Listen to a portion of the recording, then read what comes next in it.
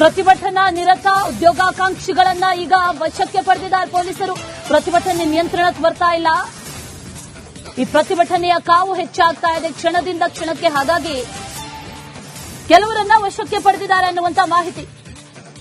ಎಕೆಎಸ್ಎ ಸಂಘಟನೆ ಮುಖಂಡರಿಗೆ ಕಮಿಷನರ್ ತರಾಟೆಗೆ ತೆಗೆದುಕೊಂಡಿದ್ದಾರೆ. ಪ್ರತಿಭಟನೆ ನಿಯಂತ್ರಣಕ್ಕೆ ಬರದೇ ಇರೋದಕ್ಕೆ ನೀನೇ ಕಾರಣ ಅಂದಿದ್ದಾರೆ ಕಮಿಷನರ್. ಎಕೆಎಸ್ಎ ಸಂಘಟನೆ ಮುಖಂಡರಿಗೆ ಕಮಿಷನರ್ ಕ್ಲಾಸ್ ತಗೊಂಡಿದ್ದಾರೆ, ತರಾಟೆಗೆ ತೆಗೆದುಕೊಂಡಿದ್ದಾರೆ. ಈ ಪ್ರತಿಭಟನೆ ಏನಿದೆ ಇದು ತೀವ್ರ ಸ್ವರೂಪವನ್ನ ಪಡೆದುಕೊಳ್ತಾ ಇದೆ.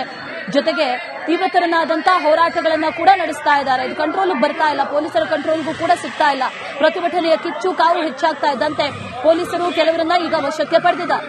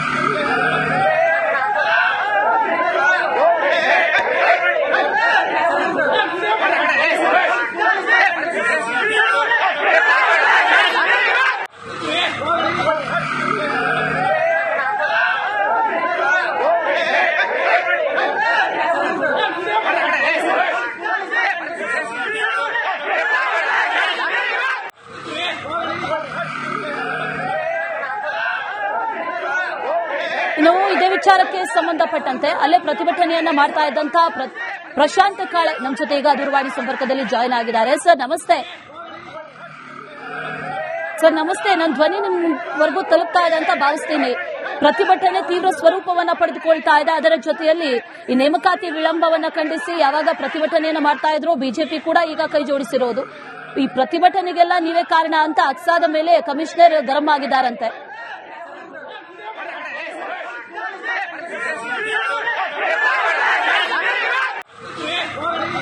ಬಹುಶಃ ಸಂಪರ್ಕ ಸಾಧ್ಯ ಆಗಿಲ್ಲ, ಮತ್ತೆ ಸಂಪರ್ಕಿಸ್ತೀವಿ. ಬೀದಿಗಳಿದ್ದಾರೆ ಸಾವಿರಾರು ವಿದ್ಯಾರ್ಥಿಗಳು. ಸರ್ಕಾರಿ ಹುದ್ದೆಗಳಲ್ಲಿ ನೇಮಕಾತಿ ಆಗಬೇಕು, ಖಾಲಿ ಹುದ್ದೆಗಳಿದೆ ಆದ್ರೆ ನೇಮಕಾತಿ ಆಗ್ತಾ ಇಲ್ಲ ಅನ್ನುವಂಥದ್ದು ಈಗ ಆಕ್ರೋಶಕ್ಕೆ ಕಾರಣ. ಅದರಲ್ಲಿ ಆಗ್ತಾ ಇರುವಂತಹ ಈ ವಿಳಂಬವನ್ನ ಖಂಡಿಸಿ ಈಗ ಈ ಅಕ್ಸಾ ಸಂಘಟನೆ, ಅಖಿಲ ಕರ್ನಾಟಕ ರಾಜ್ಯ ವಿದ್ಯಾರ್ಥಿಗಳ ಸಂಘಟನೆ ಪ್ರತಿಭಟನೆಯನ್ನ ಹಮ್ಮಿಕೊಂಡಿದೆ. ಜೊತೆಗೆ ಬಿಜೆಪಿಯು ಕೂಡ ಈ ಪ್ರತಿಭಟನೆಯನ್ನ ಹಮ್ಮಿಕೊಂಡಿರೋದು. ಆ ನಿಮಿತ್ತ ಶ್ರೀನಗರ ಸರ್ಕಲ್ ಆಗಿರಬಹುದು, ಅದರ ಜೊತೆಯಲ್ಲಿ ಧಾರವಾಡದ ಅನೇಕ ಭಾಗಗಳಲ್ಲೂ ಕೂಡ ಈಗ ಪೊಲೀಸರು ಬಿಗಿ ಬಂದೋಬಸ್ತನ್ನ ಕೈಗೊಂಡಿದ್ದಾರೆ. ಈ ಪ್ರತಿಭಟನೆ ತೀವ್ರ ಸ್ವರೂಪವನ್ನ ಪಡೆದುಕೊಳ್ತು. ಆ ಸಂದರ್ಭದಲ್ಲಿ ಒಂದಷ್ಟು ವಿದ್ಯಾರ್ಥಿಗಳನ್ನ, ಉದ್ಯೋಗಾಕಾಂಕ್ಷಿಗಳನ್ನ ವಶಕ್ಕೂ ಕೂಡ ಪೊಲೀಸರು ಪಡೆದಿದ್ದಾರೆ ಅನ್ನುವಂತಹ ಮಾಹಿತಿ. ಉದ್ಯೋಗಾಕಾಂಕ್ಷಿಗಳು ಹಾಗೂ ಪೊಲೀಸರ ಮಧ್ಯದಲ್ಲಿ ಒಂದಷ್ಟು ಮಾತುಕತೆಗಳು ಕೂಡ ನಡೆದವು. ಸಾವಿರಾರು ಸಂಖ್ಯೆಯಲ್ಲಿ ಉದ್ಯೋಗಾಕಾಂಕ್ಷಿಗಳು ಬೀದಿಗಿಳಿದು ಹೋರಾಟ ನಡೆಸ್ತಾ ಇರೋದು ಸರ್ಕಾರದ ವಿರುದ್ಧ. ಈಗ ಸಾಕಷ್ಟು ಆಕ್ರೋಶ ವ್ಯಕ್ತವಾಗ್ತಾ ಇದೆ. ಈ ಪ್ರತಿಭಟನೆ ತಾರಕಕ್ಕೇರಿದೆ, ಪ್ರತಿಭಟನೆ ನಿಯಂತ್ರಣಕ್ಕೆ ಬರ್ತಾ ಇಲ್ಲ ಅನ್ನುವಂತ ಮಾಹಿತಿ. ಪ್ರತಿಭಟನೆಯನ್ನ ಮಾಡ್ತಾ ಇದ್ದಂತ ಪ್ರಶಾಂತ್ ಕಾಳೆ ನಮ್ಮ ಜೊತೆ ಈಗ ದೂರವಾಣಿ ಸಂಪರ್ಕದಲ್ಲಿ ಜಾಯಿನ್ ಆಗಿದ್ದಾರೆ. ಸರ್ ನಮಸ್ತೆ. ಪ್ರತಿಭಟನೆಗೆ ಎಲ್ಲವೂ ಕೂಡ ಅಕ್ಸಾ ಸಂಘಟನೆ ಕಾರಣ ಅಂತ ಕಮಿಷನರ್ ಹೇಳಿದಾರಂತೆ. ಕಾರಣ ಏನು? ಈಗ ಸದ್ಯಕ್ಕೆ ಯಾವ ರೀತಿ ಪ್ರತಿಭಟನೆ ನಡೀತಾ ಇದೆ? ಸರ್ಕಾರ ಕೇಳದೆ ಹೋದಲ್ಲಿ ಮುಂದಿನ ನಿರ್ಧಾರ ಯಾವ ರೀತಿ ಆಗಿರುತ್ತೆ? ಮೇಡಮ್, ಅಕ್ಸಾ ಸಂಘಟನೆಯಿಂದ ಕಾಂತಕುಮಾರ್ ಅವರ ನಾಯಕತ್ವದಲ್ಲಿ ಒಳ್ಳೆ ಸಂಘಟನೆ ಹೋರಾಟ ನಡೀತಾ ಇದೆ ಮೇಡಮ್. ನಡೀತಾ ಇದೆ. ಆದ್ರೆ ಉದ್ಯೋಗಾಕಾಂಕ್ಷಿಗಳಲ್ಲಿ ಇದು ಇರ್ತೈತಲ್ಲ ಮೇಡಮ್, ಹೋರಾಟದ ಒಂದು ಕಿಚ್ಚು ಇರ್ತದಲ್ಲ, ಹೋರಾಟದ ಹಾದಿಯಲ್ಲಿ ಈ ರೀತಿ ಆಗೋದ ಒಂದು ಇದೇ ರೀತಿ ಪೊಲೀಸರು ಅದೇ ರೀತಿ ಸಹಕರಿಸ್ತಾ ಇದ್ದಾರೆ ಮೇಡಮ್. ಎಲ್ಲ ರೀತಿಯಿಂದ ಸಹಕರಿಸ್ತಾ ಇದ್ದಾರೆ. ಈ ಕೆಲವರನ್ನ ವಶಕ್ಕೂ ಕೂಡ ಪಡೆದ್ರು ಅನ್ನೋ ಮಾಹಿತಿ ಇಲ್ಲ ಮೇಡಮ್. ಆ ರೀತಿ ಅಂತ ಪರಿ ಇಲ್ಲ, ಬಟ್ ಆದ್ರೆ ಚದುರಿಸುವ ನಿಟ್ಟಿನಲ್ಲಿ ಪೊಲೀಸರು ಇದು ಮಾಡ್ತಾ ಇದ್ದಾರೆ ಮೇಡಮ್. ಈಗ ಸರ್ಕಾರಿ ಹುದ್ದೆಗಳ ನೇಮಕಾತಿಯಲ್ಲಿ ಬಹಳ ವಿಳಂಬ ಆಗ್ತಾ ಇದೆ, ಅದ್ರ ಬಗ್ಗೆ ಏನ್ ಹೇಳ್ತೀರಿ? ನಿಜವಾಗ್ಲೂ ಖಂಡಿತ ಮೇಡಮ್, ಬೇಸರ ವ್ಯಕ್ತ ಆಗ್ತದೆ ಮೇಡಮ್. ನಾವು ಉದ್ಯೋಗಾಕಾಂಕ್ಷಿ ಆಗಿ ಸರ್ಕಾರ 2.85 ಹುದ್ದೆಗಳನ್ನ ಇದೆ ಅಂತ ಹೇಳ್ತಾರೆ. ಬಟ್ ಆದ್ರೆ ಅವನ್ನ ಹಂತ ಹಂತ ತುಮಕೋ ನಿಟ್ಟಿನಲ್ಲಿ ಬಹಳ ವಿಳಂಬ ಕಾರ್ಯ ಮಾಡ್ತಾ ಇದ್ದಾರೆ ಮೇಡಮ್. ಈ ರೀತಿ ಆದ್ರೆ ನಾವಿಲ್ಲಿ ತಂದೆ ತಾಯಿ ಕೊಟ್ಟಂತ ದುಡ್ಡಿನಲ್ಲಿ ಮೇಲೆ ಓದ್ತಾ ಇರ್ತೀವಿ ಇಲ್ಲಿ. ಈ ರೀತಿಯಾದಲ್ಲಿ ಅವ್ರು ಕಾಲಕ್ಕೆ ನೇಮಕಾತಿಗಳನ್ನ ಮಾಡಿದ್ರೆ ಇಂತಹ ಹೋರಾಟಗಳು ನಡೆದೇ ಇಲ್ಲ ಮೇಡಮ್. ಸರ್ಕಾರ ಮತ್ತೆ ತಮ್ಮ ಒಂದು ಚುನಾವಣಾ ಪ್ರಚಾರದಲ್ಲಿ ಮಾತ್ರ, ಪ್ರಣಾಳಿಕೆಯಲ್ಲಿ ಮಾತ್ರ ಇದನ್ನ ಮಾತಾಡ್ತಾರೆ. ಈಗ ಸರ್ಕಾರ ಈಗಾಗಲೇ ಇರುವಂತ ನೇಮಕಾತಿಯಲ್ಲಿ ವಿಳಂಬ ಮಾಡ್ತಾ ಇದೆ. ಯಾವ ಕಾರಣ ಕೊಡ್ತಾ ಇದೆ? ವಿಳಂಬ ಆಗೋದಕ್ಕೆ ಏನ್ ಕಾರಣ? ಸಾವಿರಾರು ಹುದ್ದೆಗಳು ಬಾಕಿ ಇದೆ, ಖಾಲಿ ಇದೆ, ಯಾವುದಕ್ಕೂ ಕೂಡ ನೇಮಕಾತಿ ನಡೀತಾ ಇಲ್ಲ. ಅವರು ಅದಕ್ಕ ಇಚ್ಛಾಶಕ್ತಿ ಕೊರತೆ ಅಂತ ಕಾಣ್ತದೆ ಮೇಡಮ್. ಮಾಡ್ಕೋಬೇಕಾದ್ರೆ ಮಾಡ್ಕೋತಾರೆ, ಇಲ್ಲ ಅಂತಲ್ಲ. ಅದ್ರ ರೀಸನ್ ಹೇಳಕ್ಕೆ ಅವರು ಕಾರಣ ಮೀಸಲಾತಿದ ಒಂದು ಕಾರಣ ಹೇಳ್ತಾರೆ. ಮುಂದಿನ ಪ್ರತಿಭಟನೆ ಅಥವಾ ಹೋರಾಟ ಯಾವ ರೀತಿ ಆಗಿರುತ್ತೆ ಸರ್? ಮೇಡಮ್, ಈ ಒಂದು ಹೋರಾಟ ಇದೇ ರೀತಿ ಮುಂದುವರಿತೆ. ಇವಾಗ ನೋಡ್ತಾರೆ ಇದ್ರ ಮೇಲೆ ಸರ್ಕಾರ ಯಾವ ರೀತಿ ಕ್ರಮ ಕೈಗೊಳ್ಳುತ್ತೆ ನೋಡುತ್ತೆ.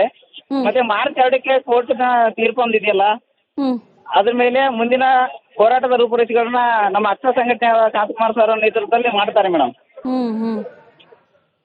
ಓಕೆ, ಮುಂದಿನ ಸಂಘಟನೆ ಅದರ ಜೊತೆಯಲ್ಲಿ ಹೋರಾಟ, ಸರ್ಕಾರದ ಗಮನವನ್ನ ಸೆಳೆಯುವಂತ ಯಾವ ರೀತಿಯಲ್ಲಿ ಹೋರಾಟವನ್ನು ನಡೆಸಬೇಕು ಅನ್ನುವಂತ ಪ್ಲಾನ್ ಏನಾದ್ರು ಆಗಿದೆಯಾ? ಈ ಒಂದು ಹೋರಾಟಕ್ಕೆ ಸರ್ಕಾರದಿಂದ ಯಾವುದೇ ಪ್ರತಿಕ್ರಿಯೆ ಸಿಗಲಿಲ್ಲ ಅಂದ್ರೆ ಮೇಡಮ್, ಮುಂದಿನ ಹೋರಾಟ ತೀವ್ರತರದಲ್ಲೇ ಆಗಿರ್ತದೆ. ಈ ಪ್ರತಿಭಟನೆ ತೀವ್ರ ಸ್ವರೂಪವನ್ನು ಪಡ್ಕೊಳ್ಳೋದಕ್ಕೆ ಏನ್ ಕಾರಣ? ನೀವು ಪ್ರತಿಭಟನೆ ನಡೆಸ್ತಾ ಇದ್ರಿ ಬೆಳಗಿನಿಂದಲೂ ಕೂಡ, ನಂತರ ಬಿಜೆಪಿ ಕೂಡ ಕೈ ಜೋಡಿಸಿತ್ತು. ಯಾವ ಸಂದರ್ಭದಲ್ಲಿ ಈ ರೀತಿ ಈ ಪ್ರತಿಭಟನೆ ಈ ಸ್ವರೂಪಕ್ಕೆ ಹೋಯ್ತು ಅಂತ? ಸ್ವರೂಪಕ್ಕೆ ಹೋಗಕ್ಕೆ ಕಾರಣ ಮೇಡಮ್, ಉದ್ಯೋಗಾಕಾಂಕ್ಷಿಗಳ ಒಂದು ಬೇಸರ ಮೇಡಮ್. ಮೇನು ಉದ್ಯೋಗ ಇವರು ಕರೀಲಾರದ್ದೆ. ಯಾಕಂದ್ರೆ ಈ ಒಂದು 5-6 ತಿಂಗಳಿಂದ ಅಕ್ಷರ ಸಂಘಟನೆಯಿಂದ ಧಾರವಾಡದಲ್ಲಿ ಬೃಹತ್ ಹೋರಾಟ ಆಗಿತ್ತು. ಅದಾದ್ಮೇಲೆ ಸರ್ಕಾರ ಸರಿಯಾದಂತ ಕ್ರಮಗಳನ್ನು ಕೈಗೊಂಡು ಉದ್ಯೋಗಗಳನ್ನ ಹಂತ ಹಂತವಾಗಿ ತುಂಬ್ಕೋತೇನೆ ಅಂತ ಭರವಸೆ ನೀಡಿದ್ರಲ್ಲ, ಅದಾಗ್ಲಿರೋ ಕಾರಣಕ್ಕೆ ಈ ಒಂದು ಹೋರಾಟ ಈ ರೀತಿ ಅದೇ ಹೋರಾಟ ಮುಂದುವರಿತಿದೆ ಮೇಡಮ್. ಈಗ ಇದ್ರ ಜೊತೆಲಿ ನೀವು ಧರಣಿ ಮಾಡೋದಕ್ಕೆ ಮುಂದಾದ್ರಿ, ಆದ್ರೆ ಈ ಅಕ್ಷರ ಸಂಘಟನೆಗೆ ಧರಣಿ ಮಾಡೋದಕ್ಕೆ ಅವಕಾಶ ಕೊಟ್ಟಿಲ್ಲ ಪೊಲೀಸರು ಅನ್ನುವಂತ ಆರೋಪ ಕೂಡ ಕೇಳಿ ಬರ್ತಾ ಇದೆ. ಕೆಲವೊಂದು ಆಗುತ್ತಲ್ಲ ಮೇಡಮ್, ಹೋರಾಟ ಅಂದ್ರೆ ಯೂತ್ ಅಂದ್ರೆ ಅದೇ ರೀತಿ ಅಲ್ಲ. ಹಾಗಾಗಿ ಮತ್ತೆ ನಮ್ಮ ನೋವನ್ನ ನಾವು ತೋಡ್ಕೋಬೇಕಂದ್ರೆ ಸ್ವಲ್ಪ ಆಗತ್ತೆ ಮೇಡಮ್.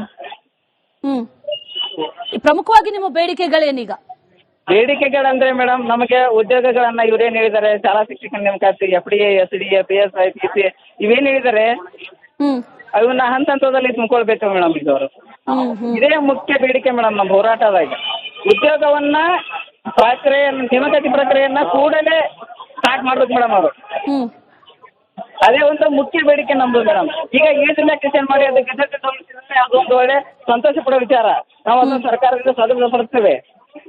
ಬಟ್ ಅದೇ ರೀತಿ ಅವರು ಹಂತ ಹಂತವಾಗಿ ತುಂಬ್ಕೋತಾನಿದ್ದಾರಲ್ಲ, ಆ ಪ್ರಕ್ರಿಯೆಯನ್ನ ಆದಷ್ಟು ತ್ವರಿತಗತಿಯಲ್ಲಿ ಪ್ರಾರಂಭ ಮಾಡ್ಬೇಕಂತೇಳಿ ಆ ನಿಟ್ಟಿನಲ್ಲಿ ನಮ್ಮ ಹೋರಾಟ ಇದು.